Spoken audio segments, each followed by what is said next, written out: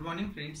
आज आपण बघणार आहे स्टँडर्ड 10th मधील सायन्स पार्ट 1 मधील चॅप्टर 9 कार्बन कंपाऊंड.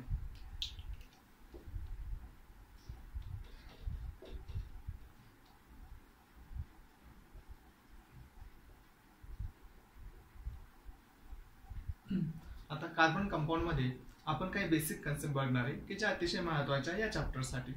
यामध्ये सर्वात पहिली जी आपली कन्सेप्ट आहे ती आहे टाइप्स ऑफ बॉन्ड.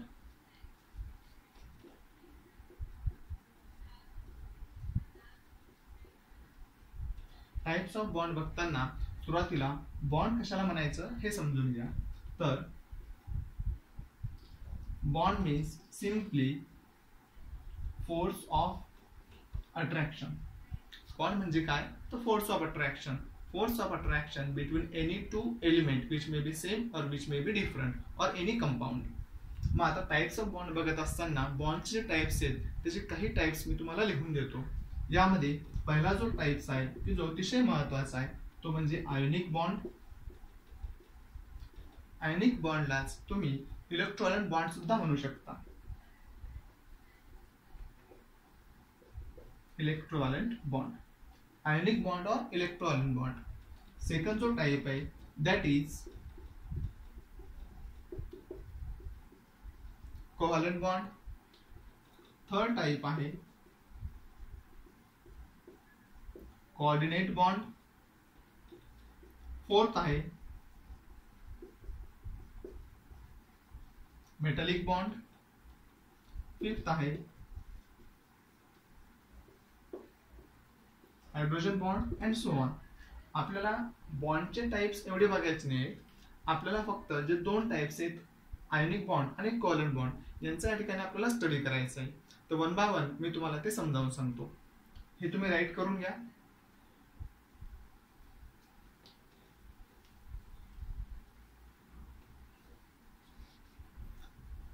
सुरुवातीला आपण जे बघणार आहे आयोनिक बॉन्ड और इलेक्ट्रोवॅलेंट बॉन्ड. मी याची डेफिनेशन तुम्हाला सांगतो. आयोनिक बॉन्ड कशाला म्हणायचं तर simply electrostatic force of attraction between two oppositely charge ions. कोणत्याही दोन अपोजिटली चार्ज आयन्स मधला जो इलेक्ट्रोस्टॅटिक फोर्स ऑफ अट्रॅक्शन आहे त्या इलेक्ट्रोस्टॅटिक फोर्स ऑफ अट्रॅक्शनला म्हणायचं आयोनिक बॉन्ड किंवा त्यालाच तुम्ही इलेक्ट्रोवॅलेंट बॉन्ड म्हणू शकता. डेफिनेशन आहे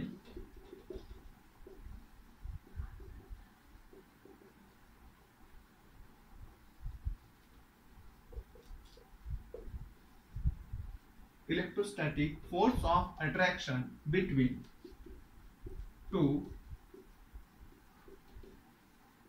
oppositely charged ions. ठीक आहे. याचे एक्झाम्पल जर बघायचे झाले आपल्याला तर याचे एक्झाम्पल आहेत NaCl की जे खूप फेमस एक्झाम्पल आहे. याचं NaCl आहे, MgCl2 आहे, AlCl3 आहे, LiCl आहे. एक्झाम्पल त्याचे भरपूर आहेत. पण एक लक्षात ठेवा की मॅक्झिमम जे सॉल्ट आहेत ते सॉल्ट या आयोनिक बॉन्डचे एक्झाम्पल आहेत. त्यामुळे मी इथे सॉल्ट लिहितो. ठीक आहे. आता एक्झाम्पल कशा प्रकारे फॉर्म होतात ते आपण या ठिकाणी स्टडी करणार आहे किंवा त्यांचं फॉर्मेशन आपण बघणार आहे. सुरुवातीला NaCl त्यानंतर MgCl2 या सगळ्यांचं फॉर्मेशन मी तुम्हाला कशा पद्धतीने होते हे समजावून सांगतो. पहिलं जे आपले एक्झाम्पल आहे दॅट इज NaCl. NaCl चं नाव आहे सोडियम क्लोराइड. तुम्हाला माहिती असेलच पण ज्यांना माहिती त्यांच्यासाठी लिहून देतो. सोडियम क्लोराइड किंवा कॉमन सॉल्ट किंवा टेबल सॉल्ट. नाव त्याला भरपूर आहेत पण आपल्याला त्याचं फॉर्मेशन बघायचं आहे. मग फॉर्मेशन बघत असताना आता NaCl जो आहे तर यामध्ये Na म्हणजे सोडियम. सोडियमचा जो ॲटॉमिक नंबर आहे दॅट इज 11. त्याचं इलेक्ट्रॉनिक कॉन्फिगरेशन आहे 281. सेकंड जो आपला एलिमेंट आहे that is chlorine. Chlorine atomic number आहे 17, 2, 8 आणि 7. हे दोन्ही एलिमेंटचं इलेक्ट्रॉनिक कॉन्फिगरेशन जर तुम्ही प्रॉपर बघितलं तर सोडियमच्या आउटरमोस्ट शेल मध्ये एक इलेक्ट्रॉन प्रेझेंट आहे. आउटरमोस्ट शेल म्हणा किंवा व्हॅलेन्स शेल म्हणा. क्लोरीनच्या व्हॅलेन्स शेल मध्ये 7 इलेक्ट्रॉन प्रेझेंट आहे. म्हणजे दोन्ही एलिमेंट हे अनस्टेबल आहेत. अनस्टेबल आहेत म्हणजे काय, तर त्यांचं ऑक्टेट कम्प्लीट नाही. कारण कुठल्याही एलिमेंटला जर स्टेबल व्हायचं असेल त्यांचं डुप्लेट किंवा त्यांचं ऑक्टेट कम्प्लीट पाहिजे असते. म्हणजे या ठिकाणी सोडियम आणि क्लोरीन यांचं ऑक्टेट कम्प्लीट नाही. आता ऑक्टेट कशाला म्हणायचं, डुप्लेट कशाला म्हणायचं किंवा इलेक्ट्रॉनिक कॉन्फिगरेशन याबद्दलची माहिती आपण नेक्स्ट व्हिडिओमध्ये घेणारच आहे. पण सिम्पली एक लक्षात ठेवा की ऑक्टेट म्हणजे कोणत्याही एलिमेंटच्या आउटरमोस्ट शेलमध्ये किंवा व्हॅलेन्स शेलमध्ये 8 इलेक्ट्रॉन पाहिजेत. किती इलेक्ट्रॉन पाहिजेत? 8. मग असं कोणताही एलिमेंट की ज्याच्या व्हॅलेन्स शेलमध्ये 8 इलेक्ट्रॉन प्रेझेंट आहे त्याचा ऑक्टेट कम्प्लीट असते आणि तो स्टेबल असतो. ठीक आहे. आणि असे एलिमेंट आपल्याकडे आहेत 0 ग्रुपमध्ये म्हणजे 18 ग्रुपमध्ये, ज्यांना आपण नोबल गॅसेस सुद्धा म्हणतो. ते नंतर आपण बघणारच आहे. मग यामध्ये आता बघा की सोडियम जे आहे, सोडियम जवळ 1 इलेक्ट्रॉन व्हॅलेन्स शेलमध्ये, क्लोरीन जवळ 7 इलेक्ट्रॉन आहेत. मग आता दोघांना जर स्टेबल व्हायचं असेल तर त्यांचं ऑक्टेट कम्प्लीट करणं आवश्यक आहे. मग या ठिकाणी काय होते की हा जो सोडियम आहे, सोडियम आपल्या जवळचा 1 इलेक्ट्रॉन क्लोरीनला डोनेट करतो. 1 इलेक्ट्रॉन डोनेट करतो. कोण? सोडियम. कोणाला? क्लोरीनला. आता असं का बरं झालं ते पण आपण नेक्स्ट व्हिडिओमध्ये डिटेलमध्ये स्टडी करणार आहे.